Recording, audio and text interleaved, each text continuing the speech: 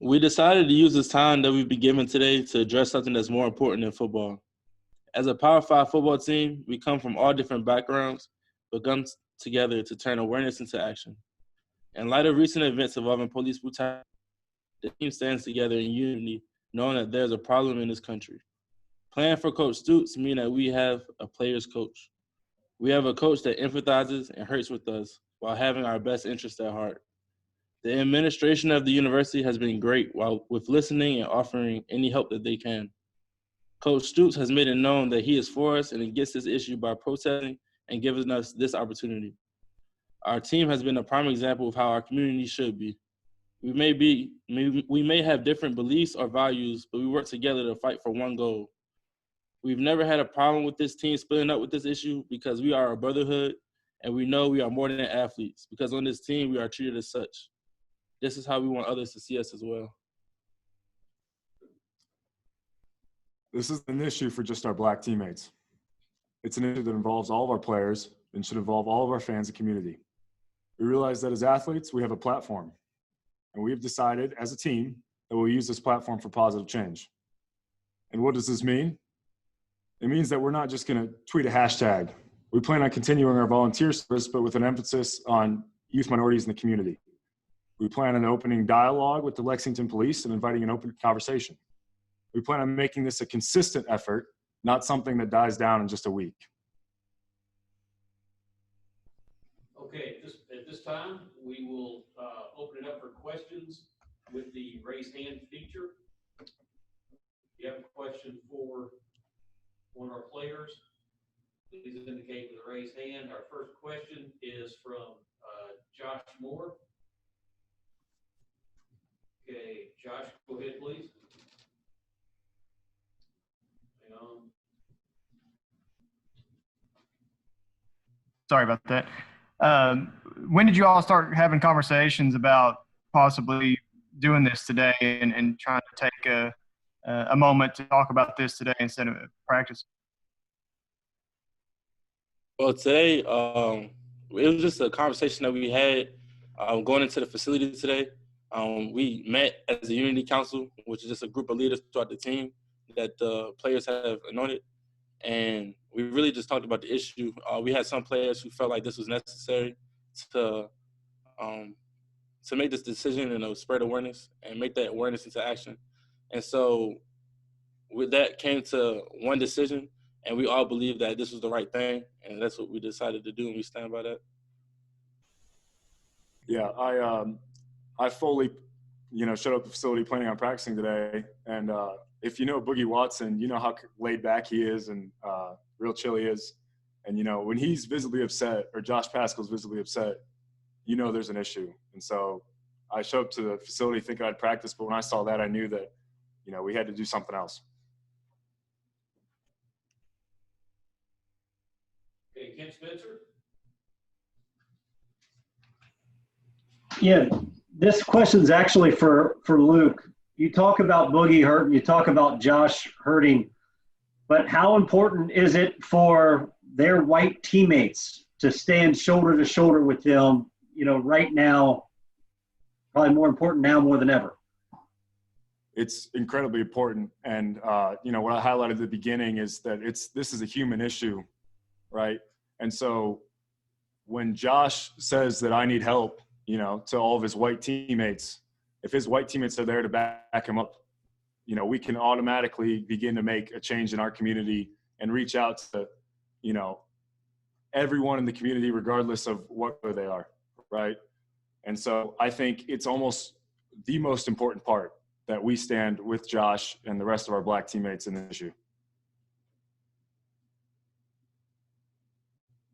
Okay, next question is Larry Ball. Yeah, Josh, you talked about how good it is that Coach Stoops is willing to support and go along with what you guys want. After you all met as players, how did you all kind of approach Coach Stoops and any other coaches, and what was their reaction when you talked to him? Coach Stoops, he's always been for us, and that's something that we all love and we appreciate that. And we're in a players-only meeting, and he actually accidentally opened the door, but we were all welcome him in, and just he started to listen to us, And he told us straight up. He said, "Whatever you guys decide to do, I will stand for you guys." He knows that it's an issue. He knows that there's things that needs to be talked about and there's actions that need to be made, and that he was willing to stand with us and fight for us, no matter what we decided. If we decided to practice, or if we decided to just talk about this issue and focus on that today. And is this just a one-day deal? Oh, this is not a one-day deal. This is are you talking about with the Not practicing, yeah. Yes, this is just a one-day deal, but of course, Coach Stoops, he's willing to. This is not just a one-day deal for Coach Stoops listening to us. Coach Stoops listens to us all the time. He's willing to hear us out and really empathize with us, and I feel like that's what we all need right now. We all need someone who will empathize with us, who will understand, who will be willing to learn and educate themselves.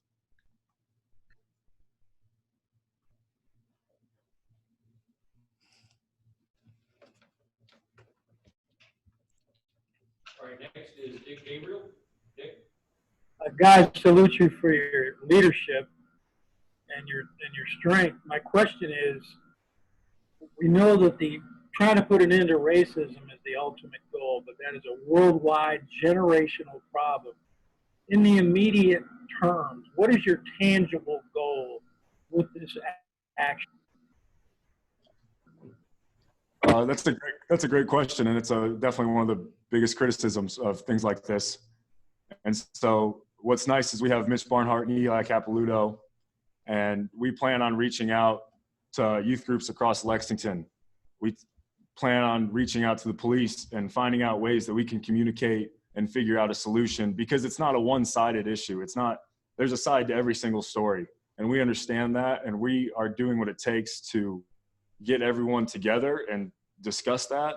And we want our tangible solution right now to be to educate our youth, because that's where it's all starts. Like you said, it's a generational problem. We want everyone growing up to be able to embrace differences with other people. We don't want it to be something where, I live here, they don't live here. Why should I care? We want it to be something where everyone is willing to embrace the differences of other people. Thank you.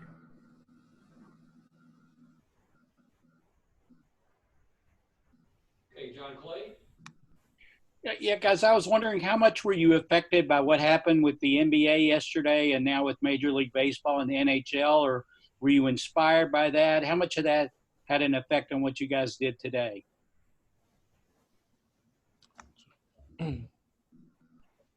Well, what we saw yesterday with the NBA and the MLB, that was powerful. To be an athlete, that's something that's people look up to, and people see sports as entertainment. And seeing them stand up for what's right and stand up for their people, because majority of the NBA players, they are African American. And so for them to stand up for their people, that meant a lot to see that. And that encouraged me to use my platform to do so too, and encourage our teammates to do the same.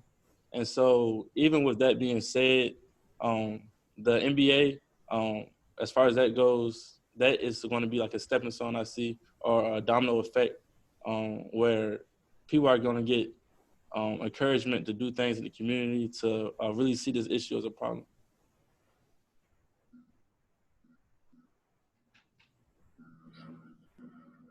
Okay, Josh Moore? Back in July, when you guys marched and were able to participate in that, and up to now, when you see fans react to what you guys do, whether positively or negatively, like the fans that don't necessarily agree with what you're doing, how do you just reconcile with that? And what would you say maybe to the people that don't accept what you're doing, and to maybe try to change their minds? Or well, it hurts seeing fans who put us down, who see us as just athletes. We are more than athletes. And like I said, we know that while we're at this facility. But when we leave this facility, we want our fans to know that as well, that we can have opinions that may not be the same as theirs, but we want to see us as human, because we are human, and we are all human. And I respect their opinions, and they should respect ours as well. And so even with this whole issue right now, I feel like this is a human rights issue. This is not a political issue. or anything like that. And I believe that we should all be united in this fight against police brutality, and that we should all be for us, not half and half or not against us.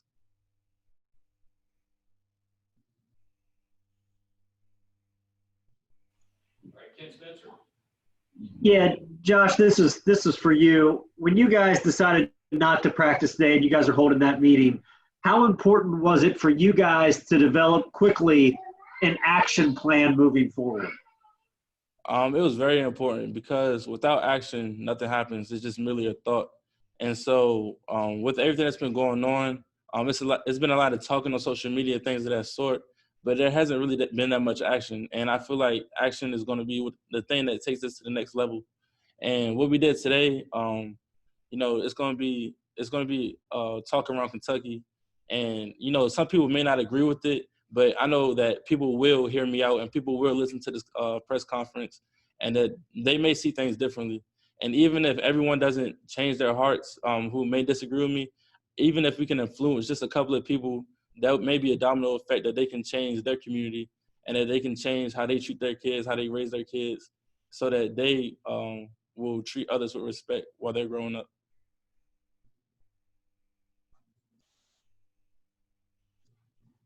Okay, Gary Graves. This question is for Josh.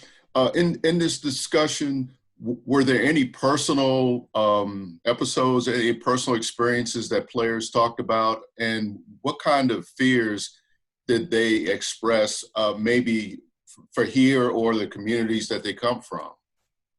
I'm not gonna say any names, but we had a teammate who came forward and told us about an incident that his cousin had, where he was in a car and our team was in the car, but his cousin was, and he had got pulled over, and he was reaching for his insurance, but he had to move his drumsticks in order to do so because he was a drummer, and the police shot him and killed him right on the scene, and they have never been charged for that. And so that was something that we had someone who was directly affected by that situation right in that room.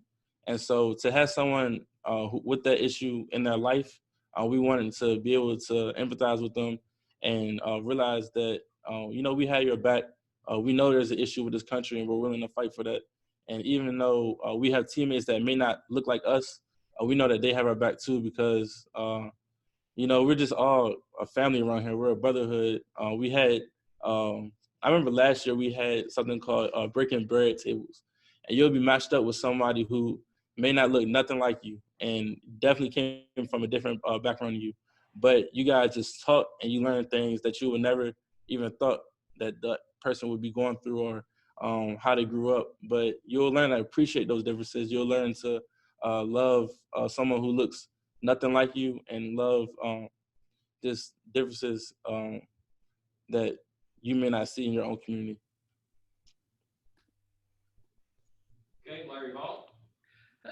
Luke, I was wondering, what kind of message do you hope what you guys are doing today might send to high school athletes across the state of Kentucky that are obviously going to be paying a lot of attention to what you're saying and what you're doing? I think the number one message for high school athletes, or even high school students in general, is that the biggest thing you can do personally is you can reach out to someone you know who may have suffered from something similar, or know someone who did, or maybe even if they haven't, you can reach out to someone and say, I'm here. I may not understand it, but I'm willing to listen to what you have to say and take action with that knowledge. And so I just think one of the best things we can do, and one thing that we do well here, is that we reach out to each other and we listen to each other and embrace each other's differences. And so I think, starting from when you're really young, if you can just learn to listen to people and what they have to say and what they struggle with, you'll learn a lot about them and yourself. Jeremy Jarman. Hey, Josh, you're an out-of-state athlete from the D.C. area. What has your personal experience been like in the Lexington community? And what can you say about, some of those conversations that you've had with some of your teammates?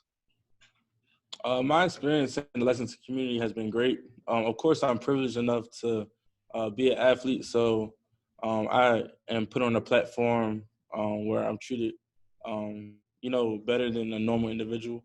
And I realized that, people who see me and they see Joshua Paschal and they see me as a football player. And, of course, that's been great being around here and things of that sort. And I know my other teammates as well, they've been treated good being at Lexington and things of that sort.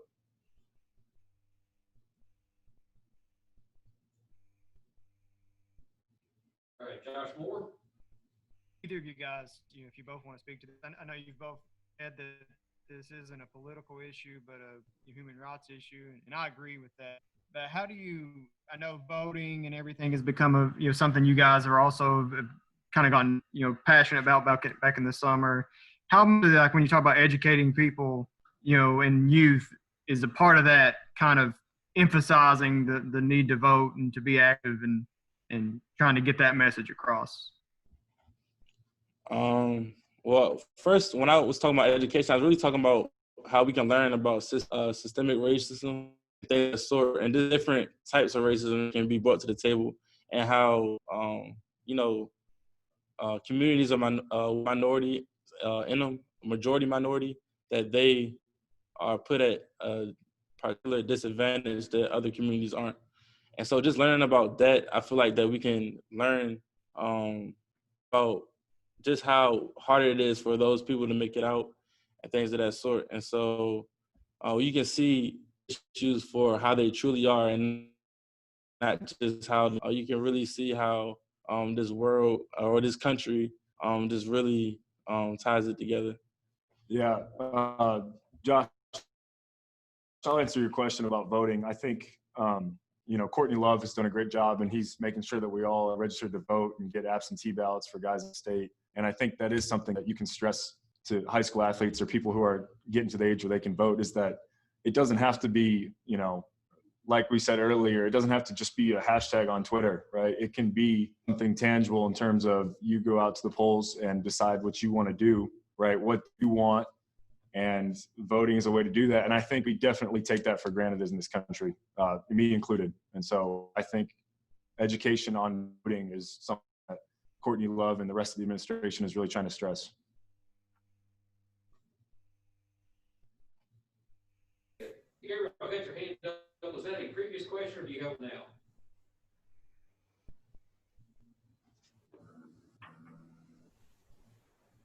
All right, must have been a previous question. Right.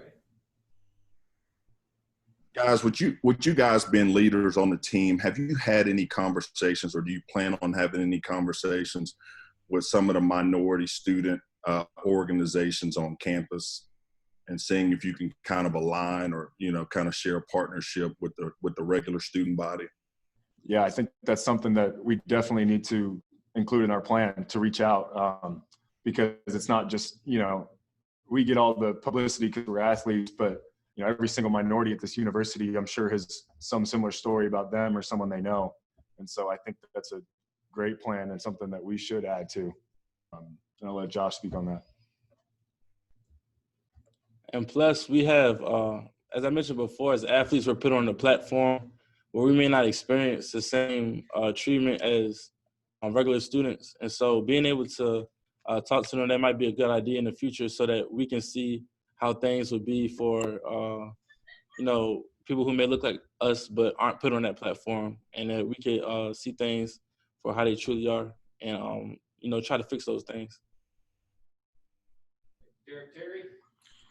Hey guys, I was wondering who else is on the Unity Council with you guys. It's a big list. It is a big list. It's not a small list, but just some of the names, or people maybe who are more vocal today than some others. Everybody was vocal today, but I'd probably say Cedric Dort, Boogie Watson, Darian Kennard, Landon Young, Drake Jackson, Josh Ali. Who else do you think? Zach Johnson. Max Duffy. Even though he's not American. But Quinn Bohanna. Yeah. A lot of people Nick work. Lewis. Yeah. You got it. Yeah, no, I just think it speaks volumes about, our team, that we can't sit here and say, oh, it was just two guys. It was a whole host of leaders and guys on the team, and obviously I don't know, but I'm sure it means an absolute ton. So many guys willing to, stand up for and kind of come up with a solution for something like this.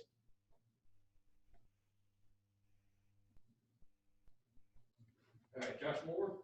I'm glad you brought up Max there, guys. When you talk about, because this problem is, something, I don't know that if it's uniquely American, but it's something that is obviously a big issue here.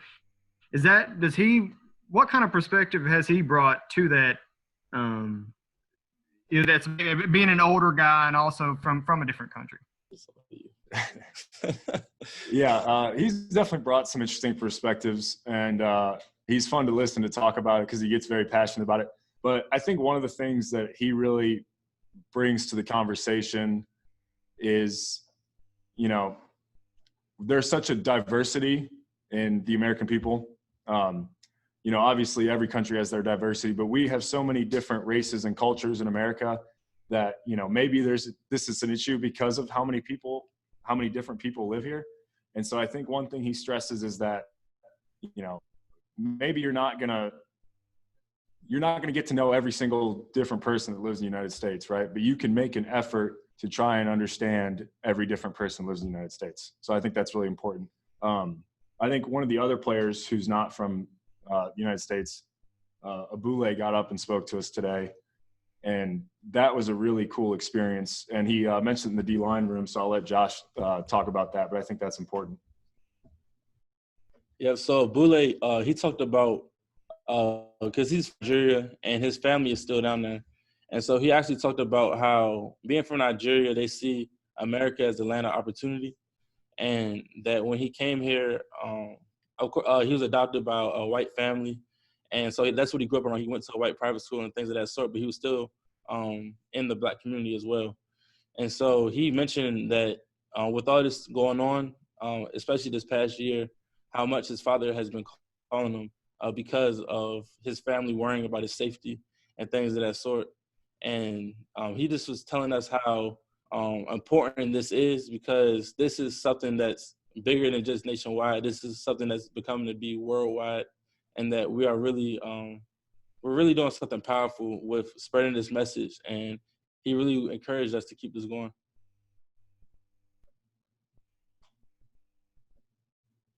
Okay, looks like wrap up. I'm still not sure. Big Gabriel, do you have a question? Your hand raised up. Do you have one? I do. Both of you guys have used the term platform, and obviously you have that as student athletes.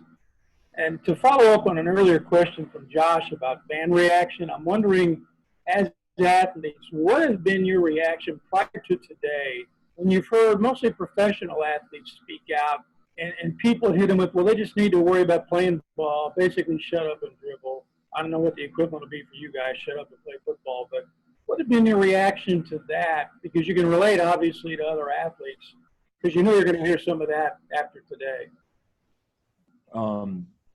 I feel personally that I came from a predominantly white community. I didn't go to school with a bunch of Black people, right?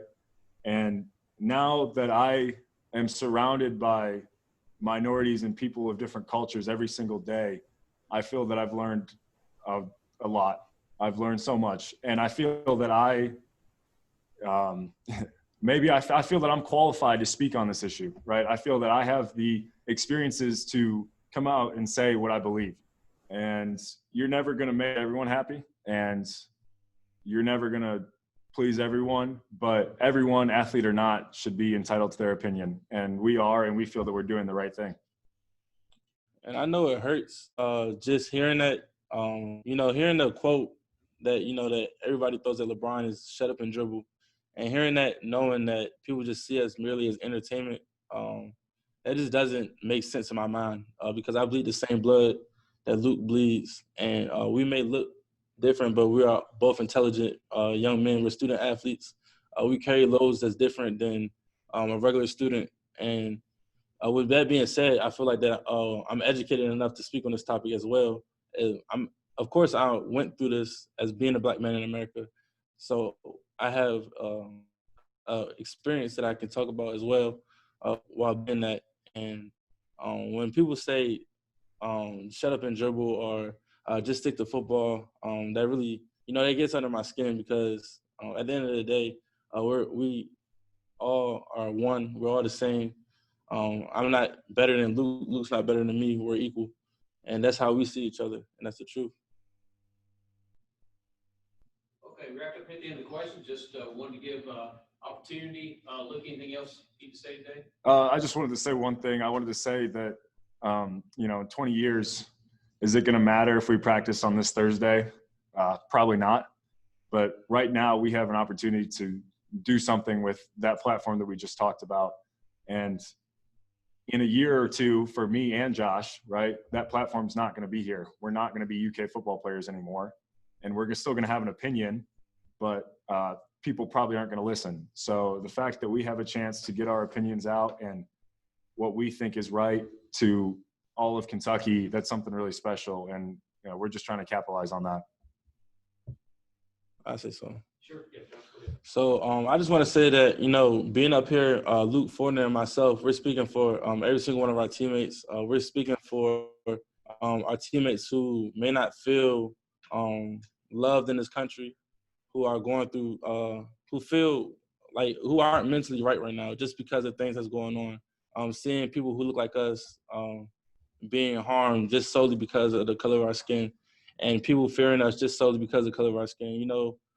There's a lot of stereotypes about us, but at Kentucky, we're educated young black men on this football team, and that's something that we carry our pride in. That's something that Coach Stoops has set in stone, is that to know that we are more than athletes, and that's just what I want everybody to know, is that we really care for each other and we empathize with each other, and we are a true brotherhood here, and we're a true family.